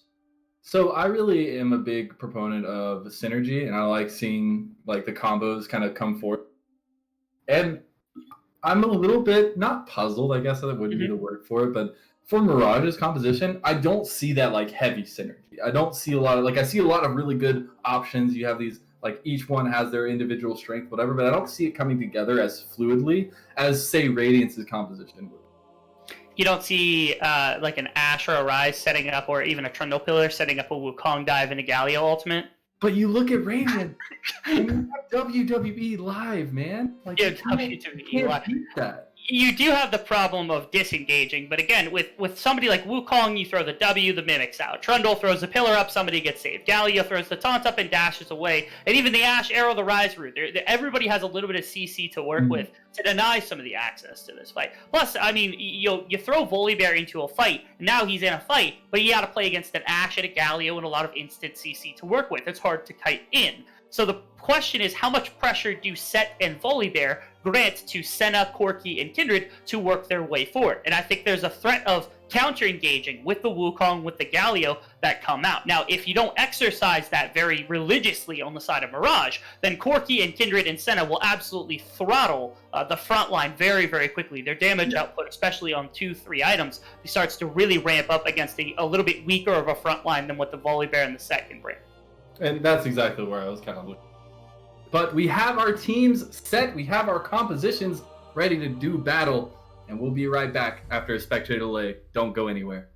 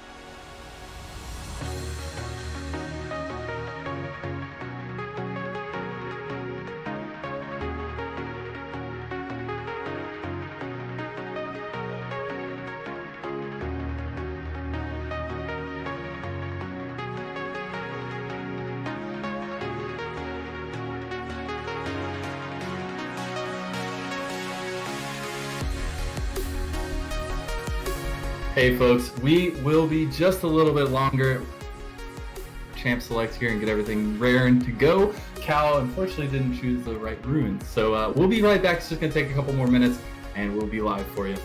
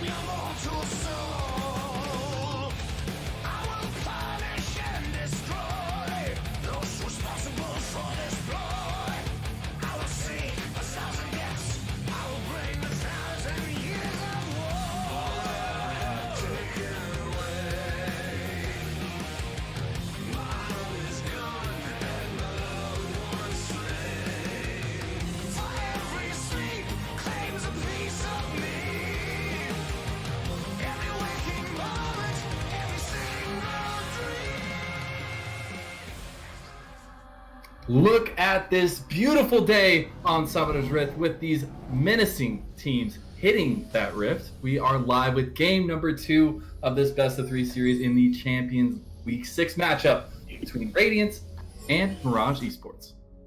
And they're like gonna prank us here on the side of Radiance. In game 1, Andy Bendy took the Wukong and it was Cal playing the support Senna. And now it's Andy Bendy taking the Senna, but he's taking it support and letting Cal farm, man. What is... this champion, dude. League of Legends, baby. League of Legends. Alright? This is the state of lull that we're in. Also, we did talk a little bit about it in between the load screen here. We do have a Halo of Blades on the Corki for Young Mid. I've seen it a couple of times, as Joe also pointed out, he's seen it a couple of times, and I would agree with the sentiment that's shared, which is that it doesn't seem particularly good. It's not that the idea behind it is bad. If you, especially once you're finished with a stacked Muramana, the on-hit damage that comes out from it burns your mana, but you do so much DPS on those 3 auto attacks that it's absolutely unreal, especially since you can stagger them as Young Mid, utilizing those Qs and those missiles. But it feels a little wonky sometimes to use. It feels like the stagnation behind some of the auto attacks when trying to weave, especially on someone like Corki, who uses Trinity Force really commonly, it becomes a little bit difficult. So I'm a little curious about the use of this rune. I wonder if he tries to transition it to more early aggression into Robbie Bob. Yeah. We're going to have to see if that's going to be the play here, maybe. So I'm sorry I laughed in the middle of your analysis. I can't help but giggle when I see the little Corky bud moving around. It's just too good. A Young Mid able to pull that off. Although, he got to see Hayami coming to his blue side of the jungle, but Avi had already taken his buff, and so Dio really wonky clear here coming out so far. It actually looks like Hayami wants to try to go in on mid and try and get something going for this rise. Robbie Bob going to take a lot of trade here. Here comes Hayami. Is he going to be able to get it? The chomp comes down. That's an easy first blood going over to Robbie Bob. All too easy there for him to come in, and Young Mid didn't even bother burning the flash because I think he knew that he was a little bit too late to burn that one. So now Robbie Bob actually walks away with the kill as well. Should have almost enough gold to get that the Tear of the Goddess. So thankfully, going to be able to teleport back with that one. But yeah, my goodness, yeah. Cal expressing just how strong the set can be in the early game to the Galio, making sure he knows to pay the respects and make sure he doesn't lose anything. Even Tony Top now in the top lane taking some rough damage against Engo from Engo. It's just a strong start here from Radiance, able to put some pressure in the lanes. And I don't think we'll see too much chaos in the jungle. We already saw some weird jungle pathing going down. Not weird necessarily, but obvious lines. And being able to get a couple of camps for himself, but I don't expect we'll see a lot of like fighting in the river here just yet. I think we'll see a lot of farming, especially as Avi on the Kindred is looking for those hunts. We'll see a big priority on those. As you see, he's already heading for his first one. He is looking for that topside scuttle. Even crazier is that red buff has been up for so long. There was a time when I thought Hayami could have turned directly for the red buff. He ended up turning it into a gank and then clearing his Raptors and Krug on the top side of the map. But he could have literally completely counter-jungled the red away from Avi, so Avi's going to have a little bit more of a clear to work with. The only strength here from Hayami is if it takes Kindred a little bit too long to clear that top and then into bottom side here, the advantage you get from taking your level 2 camps a little bit faster for Hayami means there's going to be a small area of spiking that comes through from the Trundle off the back of those camps being advanced level compared to what's being cleared from Avi. And as we see on the screen here, Tony Top is just trying his hard little mounts trade in onto Engo, get that health bar just a little bit lower, but hasn't been too successful yet. That's a big old bear, and you've got to be a little bit more careful there. But it is going to be just a neck and neck battle up there. Engo definitely has the CS advantage right now, but Tony Top's going to be looking to put an advantage for himself a little bit later on. We do potentially see another focus by Hayami in the mid lane. Oh no, Young Mid. Okay, he gets the Valkyrie. Actually still pillared though. They're not going to follow it up as it's a little bit too far to dive into tower for that one. Young Mid really well positioned the last we see play. Tony Top looking for Engo, has conquer stack. That was so close. My goodness. The directed cam went away at the last second. That was... Go ahead. Yeah, again, impressing stuff coming through from Tony Top, being able to make that work. KP is actually coming in from Engo. I'm a little bit worried for the health up there, but nothing too crazy. Pulling to the bottom side and a gank here from the Trundle as well. It's going to be a big double taunt as well. Nice knock up the damage on Andy from Hayami, but it's Exilion. No. He takes it. The root comes down perfectly onto Hayami, and he goes down. It's a trade for 1-1 in the bot side, 2-for-1 in favor of Mirage right now, though. Yeah, nice little plate to the bottom side. Really unfortunate that Hayami ends up going down underneath the tower, especially due to the fact that, again, Avi is just slaughtering him in terms of farm at the moment, but does, as you said, get a kill for your ADC on the bottom side. The Berserker Greaves is going to be good for the movement and the attack speed to harass away at the set and at the Senna as they continue to make the plays happen. So I do like at least the proactivity from Hayami early on, expressing the fact that the Trundle can get some early damage down. Now, due to the fact that he died in that bottom side and his bot lane back, you're going to be losing the dragon here, which is taken by Avi at the moment.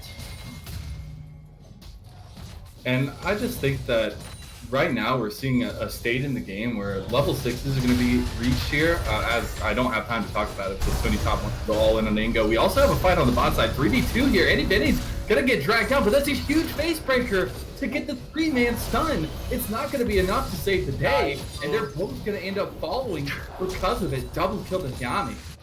I do think Hayami maybe could have given at least one of those, if not both of them, over to the ADC, but either way, getting 2 kills onto any champion really good. The gank on the bottom side, once again, works. It's tough. Again, you take the Senna, you gotta take something defensive, or you're gonna get aggressed against, or at least you have to expect it's gonna get aggressed against. And twice in a row, it's been a Cillian with some CC-based support alongside early ganks from Hayami that are putting the pressure onto this bottom lane. It's a really unfortunate side effect, but you gotta know that it's coming. Definitely do, and you need to have that forethought, that extra, that feeling there. We do possibly see a fight in the jungle top side there. Hayami did spot out Avi going on his side. He's still staying around though, and you gotta love the aggression, at least the proactivity of Avi here on the Kindred. It's not something you see too often. Usually you're just stuck farming. You know, you want to get those rotations so you can get into your hunts. But he's taking the extra little bit of time to make sure he's putting some pressure on Hayami. And I think that's super integral in the gameplay that they're looking for. Now, while I would say that Hayami is leading in gold at the moment, this massive CS lead held by Avi is a good experience difference that he's been able to have. It hasn't been Hayami able to keep up in levels because of just how much farm is at. Now, I'm curious, it doesn't look like competition's coming in yet again because of Vasilion and Mist's inability to back fast enough off the bottom lane play. You lose that bottom river priority, which is what allows Kindred to walk there, because Hayami was available and Robbie Bob was available, but they can't take 2 members into fight there. So they would have ended up losing them to the 2 members that roam from bottom side here. And that is another thing that's been going on a lot in this game so far, is Andy Benny and Cal have just been pressed up constantly on this bot side. And you saw it actually end up in their deaths last time around, and they're still playing super strong, super aggressive down here on the bot side, and really waiting for Hayami to come down there and do something about it. Ingo gonna get recycloned though. That was beauty coming out from Tony Top, able to calculate the distance and get the damage down. I like that he pranked him by hitting that S key in the middle. He had no clue which one of them was the clone for a second there because they had both ulted. And then the flash Q for the armor shred into the ultimate just enough to make sure there's no response from Ingo. Nice solo kill. Again, Wukong matchups not easy early on into the game, especially into a Bramble Vest. I don't think he had it at the time and go. But really, really well played from Tony Top, able to get his Phage and now also the Executioners with that item had. Yeah, it was just good movements there from Tony Top also, and Ingo maybe thinking a little bit overzealously there. And Yami's been hanging out down here. Here's the Realm Wolfers. Oh, they have a 4-man dive here. Cal's going to be really low. He's going to showstopper Robbie Bob away. Huge haymaker going to follow it up, but he's going to go down. He sacrificed one to save the other. Andy Bendy is able to get out after that. And now Tony Top getting engaged on by Ingo as well. Just going to take some trading back, but hey, you gotta give it up for Cal there. He sacrificed himself for the good of the team. That he did. Also, I do like that Hayami did not take the kill from the Rise. I was going to be very mad if that came through. So far, the play for Mirage has been consistently this game to make plays around the map. Play around your champions, play around towers as best you can to try to get gold advantage. And on the other side, it's all about Avi controlling all jungle pressure pretty much everywhere. He is controlling the neutral objectives. First Dragon, first Rift Herald, and controlling all the camps as well. So Hayami has the experience deficit to work against. Now the question now becomes, can Mirage express this gold lead onto the map in any way? Can you get towers? Can you get dragons? Can you look for fights or skirmishes? Or does this early game dominance just mean that the mid game is going to be hard for them to manage, especially if the return comes through, if Avi and young mid start to scale up, and that gold thing doesn't make as much difference? I completely agree, and do you want to give a bit of an update on the objectives and just the kind of state of the map? Avi does have the first Rift Herald in his pocket right now, ready to use it to get some gold for one of these lanes. Thought he might try and use it top lane. They didn't have enough damage on the tower to really secure the full first tower, so they didn't want to drop it down there, and now still having it in inventory is going to be an integral part to the next few minutes. The other thing is, Radiance were able to take away a dragon for themselves. The next dragon spawning in about 10 seconds is going to be the Infernal Dragon, which means we only have the options of the Ocean Soul or the Mountain Soul this time around. Both could be really integral to these teams. Both defensive, both really good for kind of team fighting purposes. And so I think the team with the better team fight comes through. At the moment, especially with the gold advantage, dragon used by Young Hit to try to push off Robbie Bob. He's not going to get away. Might be in some trouble there. Young Mid's going to take a heavy trade. Now here comes the hero's entrance onto Cal. Big knock. Shadow across the back. Oh my goodness, now there's going to be a taunt landing, and that is going to be Young Mid taken down. Andy Bindi, honestly, though, I mean, come on. You got to give the man some props. He's able to survive. He does burn the flash. They were continuing to fight down there, but now they turned their attention to the dragon, and this could be the first one going over here from Mirage. I like the motion coming down from Mirage. Again, they're able to express this gold lead in a way that they get a fight, and they get one kill, obviously, but then the dragon going into their pocket as well. You gotta feel bad for Cow, who got bounced around like a paintball in that last play. Okay, Ingo looking for an engage on a Tony Top, but there's 3 members here. Look at the damage, though. That was just one little trade, and Tony Top is already about half health. The Hunter's stalking in the bushes here. A follow-up by Avi, who's got the slow on Hayami. Here comes the stun, and they're flashing forward. They just want the kills. That's gonna be the slam down for Engo. Be able to pick that one up. The Cyclone comes out for Avi, but so does the Lamb's Respite. Is it gonna be enough? The movement's not enough. Tony Top picking up the kill for himself, gonna force Engo to walk away because Robbie Bob is right there for the support. Pop off, trades right there. I think that was a really rough position, I think, for Tony Top and Hayami. They expected this Avi to turn off onto the Scuttle Crab and to look for that instead, because the mark might have been on it at the time, but instead they end up continuing for the kill, and you do get the kill onto Hayami here, but it's on your Volibear, not onto the Kindred, and Tony Top returns a second kill in what looked like it should have been an easy 2-for-2, or a 2-for-0 that should have come through from the side of Radiance. Maybe a little bit of a misstep, and really well played from Tony Top to trade 1-for-1 on that. Just great play all around, and Tony Top sitting at 2-0 on the Wukong's going to start feeling some confidence in his build.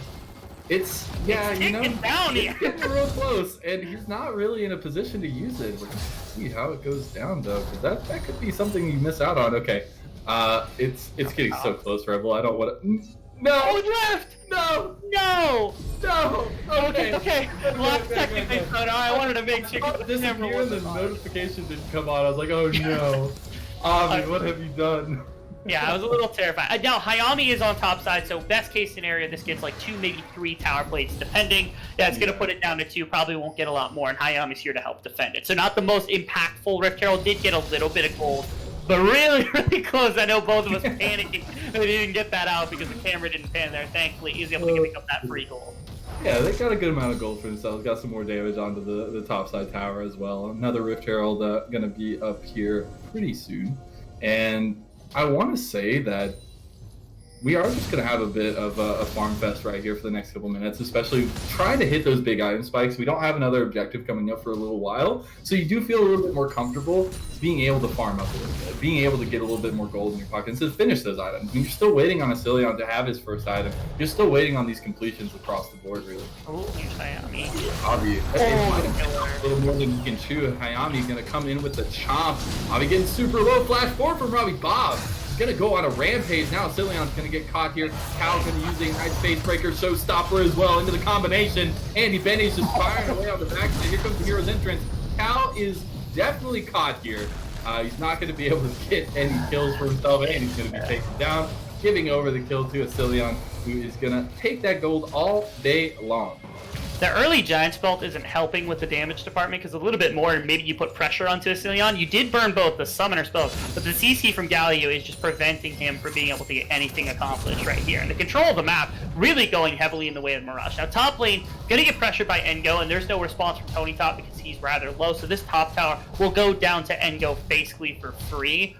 Which is a rough situation, but trading back on the back and forth. First tower gives away 700 gold, something like that, about 2,000 gold disadvantage. Yeah. My real fear right now from the side of Radiance, again, if they're Titan Dragons, and yeah, they got back the tower first tower of the game, but this Rise currently sitting on 4 kills, so it's sitting on 6,700 gold. This Rise will absolutely devastate the other team in the later stages of the game without a lot of magic resistance. So far, Young Mid is even going the scaling Corki build right for the Trinity Force and has no MR to speak of. If Robbie Bob catches him, you saw what he did to his health bar in that last little experiment. Exactly. You gotta be terrified of the late game here.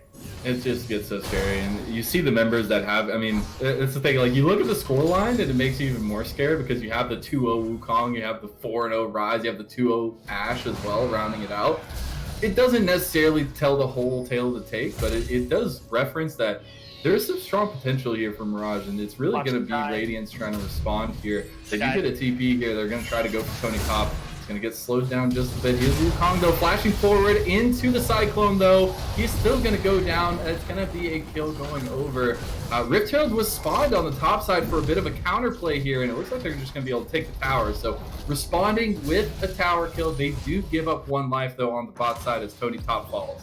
And they're way slower on transition right here. Engo needs to be able to, he TP'd bottom lane, and I don't think they actually needed him in the end. And now Rift Herald's going to be able to charge. I don't know if they get a second tower here.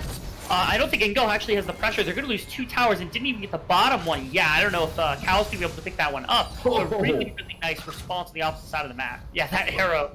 Yeah, well, Robbie Bob just hit Young Mid with 1 ability, and it was 1/4 of his health. Like, that's just nuts. Yeah, no magic resist. Double. Oh no, oh no. Wait! Asilion! He just walked in front of the tower. No! Oh my goodness, these people have families, Robbie Bob. You can't do that to them. He's just melting their health bars. Now Tony Top's going for the aggressive play. Cal is going to get a nice... that is the most anticlimactic ulti I've ever seen. Ghost Rider, it was looking like a beautiful man setup. Nah, he dies in midair. Not big deal. But it is Mirage who come out on top with that and are really starting to turn on the gas here as they did in game 1.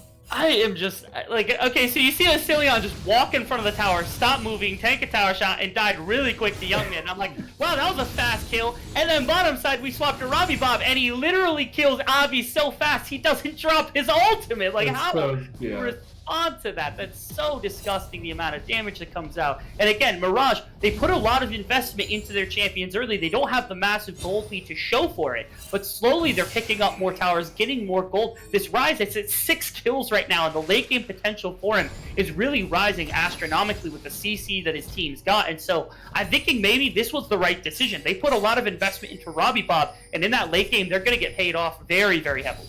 That's what I was just about to highlight. We do have a little bit of insider information. Both teams actually just spam pinging the Rise with his 700 gold bounty right now. So you know where the eyes are looking on the screen as now Young Mid's going to try to defend this bot side. Yeah, that was so close. The arrow coming across, not going to connect though. They are still going to get a lot of damage on the bot side tower. And they did get to respond with a little bit of pressure on the top side for Radiance, but it wasn't what exactly you were expecting. I do feel like Mirage got the better end of it. Yeah, they're not pushing too heavily on top side. In fact, actually, they clear the wave, and 20 Top's going to be able to pick up the remnants of it. Oh, he actually got the cancel on Engo, too. So now there's no response to the bottom side except Corki. They should get this tower, and nobody's here to help defend it. And then mid lane, there's no pressure to be had either, because Galio and Ashe have a little bit too much pressure as well. It's just kind of Radiance getting lost on the map a little bit, not being able to apply pressure anywhere. Cal with the little hex flash over the wall, and a surprise missed just a tiny bit. That's the power of the hex flash set. Getting into the face of a very tanky Galio who can see you. Does he make the decision, do I engage here or do I run away like a scared... You scare them because you just run straight at them when they know you have no business of doing it, and it's that like false prerogative. You just kind of like, They're like, oh, he can't do anything. The bravado that you'd run in with is exactly. And a little bit I think came out from this. Not to mention, I mean, there were plenty of members on the side of Radiance, so the intuition was there from Mirage to know not to just full engage into this guy. And all their job was to control mid lane. They were able to get Robbie Bob the tower on the side lane, continue to grow this Ryze's damage and his dominance over the game at the moment. In fact, actually has the sword shoes and the needlessly large rod, which means once the Rabadons comes through, this is glass cannon Ryze that's going to be able to pretty much 2-3 tap about anybody on the opposite team. Even in Go with no magic resist is going to be basically paper to this Ryze. The other thing that is not surprising to me, but is something of interest, is the Ashe is actually starting to get up there in the gold. And gonna be finishing second item here pretty soon. Gonna have that extra damage to follow up with the slows and the damage coming through from the AD carry potential there. And so it just gets so scary for these team fights for Radiant, who don't seem to have a big answer to any of the options right now. I think Ingo and Avi are really the ones. Unfortunately, Avi's a little bit farther behind because of his deaths, but I do feel like he's been having a strong performance. We're gonna see Showstopper go in on the miss just to show him it's available. He doesn't get hurt very much because he's that tanky boy you were highlighting, but he does get an ability used on him, and that is for sure. Cal gonna miss the face breaker there though. Comes right back in. So very chaotic trades here for both teams though. Cal and Mist are just flexing on one another right here. They're in their they face. Really are. They're like they're showing their muscles off, trying to use all this CC. That Showstopper, he certainly showed him his stopper on that one because that's about all he got out of that, unfortunately. The tower siege is up here now. Hayami's here to help take this. Yeah, that's huge stuns. Big root though from Andy Bendy as well. They get the TP in. That's gonna be running. He's being taken down though. He's got damage. Look at this. He misses the last one. That would have connected. It would have done so much. Here comes the Cyclone in the back by Tony Top. Hayami flashing it now. Gonna get the kill onto mid. Young mid. Cal. Nice pillar. Oh, that was great by Hayami. Now Cal is just gonna get chomped and run down. Flash finally comes out, and it's the Nimbus cloak that saves the day. Of members getting out of that fight there, but once again, it's the expression across the map that's coming through from Mirage that's really granting them the win. It was a lot of pressure from Avi early on to try to get the neutral objectives, but slowly, because of the gold that had trickled into the pockets on the side of Mirage, they're able to take their dominance across the map because, I mean, literally in this last fight, Robbie Bob ulted into like 3 members, and he walked out with them running away from him. I don't know how that's possible after the CC had come through, but really impressive stuff, and now has completed the Rabadons. He burnt his Seraph Shield, but that's about all he lost. And the Dragon now going to be on the table for this team as well, and no real pressure from Avi because the rest of his team is in base, coming back from that last fight. So that's going to be soul point as well for this team that put this investment into their players early. Really smart game plan at the beginning, coming out from Hayami, getting this team ahead. I think the other thing that got highlighted a little bit there was it was such a split fight, but this individual strength from Mirage really showed through there. You had Robbie Bob just on the side, taking the attention of 3 members of the enemy team and forcing them into a position they didn't want to be in. They had to walk all the way around the jungle to get back into a safe space. And that is the kind of stuff you're looking for, is really putting the enemy team in a place they don't feel comfortable with and seeing how they react to it. And I feel like Mirage has been doing such a good job. Yeah, we haven't even seen a 5-on-5 team fight, which I don't think actually is poor for Mirage either. This is Dragon, there's this Baron that's taken from 2 members right here as Obvious. He literally ran up the counter jungle Krugs for his mark, and in that meantime, yeah, 23-minute from the 3-item Ryze. 2-man. Oh, Robbie Bob though. Oh my goodness! Oh, Rebel! What is that AP damage coming through on the Avi? Now Robbie Bob's still alive. Enchanted Arrow is gonna hit, and Engo falls. Now the only one left in the enemy line. The Mirage. Oh, flash over the wall! Oh, he's gonna get out. Oh no! Oh, the old kill combo. Maybe. The Winds of War gonna do a little bit more damage there. Killer. Avi looking for the great escape. He gets. Oh, it goes right into the tower. That feels so bad. The towers have been clutched. Now we're gonna see Cyclone go in onto Cal. Big damage from the Haymaker, but he's getting very low. That's Cecilion turning on the Jets here. Can Andy Bendy outplay him? He's all by himself. He goes down now. The eyes turn onto the mid-side tower, the tier 2, and the only one left to defend it is Young Min, and he unfortunately doesn't have a chance here. They're going to look to take the inhib as well. extremely solid play here from the side of Mirage. Once again, the Rise, as you said, the damage coming out is just disgusting, and there's nothing much that you can really do about it in most senses. And even the split push here is able to take that top side inhibitor tower pretty much on his own. But more importantly, again, as the game continues, you still have an easy composition to execute. The Galio and this Wukong clearly showing they're able to disrupt the likes of the Volibear, of the set, my apologies, when they try to enter the fight. And Avi, Young Mid, and Andy Bendy, they simply do not have the damage to match with the Rise, and even Asilion on this Ashe are putting out at the moment. You saw in that last one, underneath that mid tier, or that mid tier 2 here from the side of Radiance, Tony Top ulted to prevent Cal from ever getting a showstopper or a good angle to get on top of Ashe, and Ashe just ripped through his health bar like it was nothing. It's all too easy for the carries to be protected, and I'm struggling to see how it is that Radiance ends up winning outside of some really, really good farming and some kind of patience to try to get Young Mid and Avi a little bit further into the game. And we just have to turn to, oh no, I was just about to start talking about something, but Tony Top's gonna get engaged on big TP coming in. Huge knockout from the Cyclones though. Go back, and he's doing, his damage numbers are gonna be insane here, Rebel. He's not gonna live, but his damage numbers, his stats are gonna be legit. Man, Tony Top's not trapped in there with you. You're trapped in there with Tony Top. All 5 members needed just to bring him down. He didn't quite force out the Kindred ultimate, but I know that the button was there from Avi, and one more auto or 2 might have been enough to force it out of him. And that's a 1v5. You got to pull every member of the opposite team down, and they're still clearing bottom side. We saw this last game. Corki, Senna, Volibear. They're standing there while Robbie Bob and the rest of this team with Baron Buff are pushing down top lead. They're way too slow in rotation here. And what I was going to mention beforehand is the fact that Avi doesn't, like, he either has to predict his ult or, oh no, Cal, you're just going to get completely engaged on now. Nobody's focusing on him. They are focusing on the Engo. Lamb's Spite's going to be used as a big root right outside of it. Robbie Bob getting, whoa, the Dawn Shadow's not going to be enough. They continue the siege. That was just a 4v5. And they still are able to dissuade the follow of any actual engage from Radiance, and they take the base. I think Engo ulted there, and if it weren't for his ultimate, he would have died to like a single, like 2-3 like spell combo from Robbie Bob. That's just showing how much damage. If it weren't for the Kindred ultimate, he might have even gone down further with the last like remaining parts of the queue coming through. So dangerous here on the Rise. And again, Radiance, they came out early. The game plan was to control the map. They gave a little too much in terms of champions, but I thought they were in a good place, but just started losing fights left and right all over the place and haven't been able to get the damage or any sort of front line to work, especially into this super powerful Rise right now. He is in an absolutely dominant place, and if this Rift Soul goes over, this game just might be GG. I don't think you actually kill Robbie Bob or even Asilion with this Death Stance if they've gotten the Mountain Soul on them. And that's leaning back towards what I've been trying to talk about, I guess, the last 5 minutes. Avi literally gets 2 shot by Robbie Bob. And so that means you have to be so quick on the Lambert fight. You have to know exactly the timing on that. And that gets so scary in these fights because you want to be able to buy your time with it. You want to be able to use it at those critical moments. But at this point, it's gotten to, if you see Robbie Bob, you just got to pop it because he's going to blow you up in 2 seconds.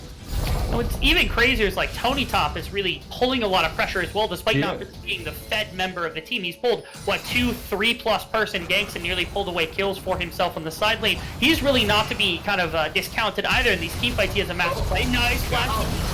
Yeah, they say it's time to go in. They're getting everything in. There's a wombo combo top in the back. This beautiful double cyclone. Gonna get a lot of damage, but everybody in the front of the fight is falling, and that's gonna be the 2-for-1 so far. Robbie Bob is still machine gunning away. You see this man going crazy. You run for the hills. Avi's gonna have to pop the Lander's fight. The beautiful package across the middle from Young Mid's gonna buy a little bit of time, but Realm Warp into the back line. That is gonna be 1 for kill. He go for the kill Robbie Bob, and they're gonna finish the game. Man, okay, I'll be direct about this. Robbie Bob popped off. Absolutely amazing game from the Rise. This last fight, nothing to do with him. He got engaged on, had to burn the Zonias early, and who was it in that backline throwing the disruption and forcing that damage out? It was Tony Top. Throws his clone in, gets into the backline, sets up the front-to-back team fight for Robbie Bob, and he tears through on this massive Rise pick. That was nuts, Rebel. I am so happy. And the thing is, this whole time, it has been the battle for first seed, and Mirage did the miraculous thing of taking 2-0 in this series to secure themselves. And just be able to, it's just such a beautiful thing to see that. The other thing I have to say is I'm a bit disappointed in Radiant. And I just think that they had some great tools and they had some possibilities there, especially with this second composition for themselves.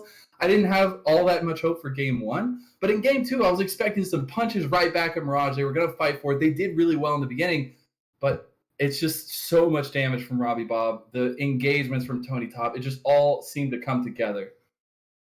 Yeah, in game number 2, it felt like the game plan was there from the side of Radiance. It's just that they got lost and they ended up like losing the fact that they should have been controlling objectives and focusing on wave management more than anything. They ended up getting baited into fights, and somehow Robbie Bob was just the beneficiary of every single one. Asilion did really well, Tony Top did well in support, and Mirage does this miraculously, where they have not one, not two. Every player on their team can carry any game at any given time. That's why I say there's Tony Top and then there's the rest of the map, because you have to shut down everybody on the team in order to make sure that it does. In Radiance, they weren't able to find their groove in game 1 or game 2 to make those things happen. And as you said, Mirage came in, they needed a 2-0 to take number 1 in the group, and they delivered.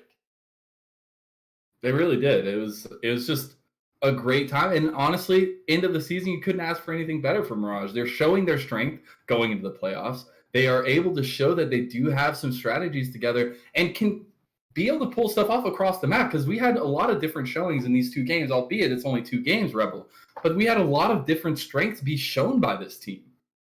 And the threat that this team can bring is not to be understated. Again, this is a reason why they're considered, at least in a lot of people's minds, maybe a top 4 team, top 8 team, definitely within scouting grounds, is their ability to take series like this against an opponent like Radiance, who is also considered one of these top teams, and just blow them out of the water. They made them look like not a top 8 team in this series specifically. And that's not to say Radiance was completely out of it. I thought Andy Bendy in game 1 of the Wukong engages looked pretty good. Avi and Youngmin had some solid play. And Going Cow even were doing pretty good work across their champions in both games. It just felt like it was always Mirage capable of forcing and enforcing, I suppose it is, their willpower upon Radiance, and Radiance never being able to break them of that.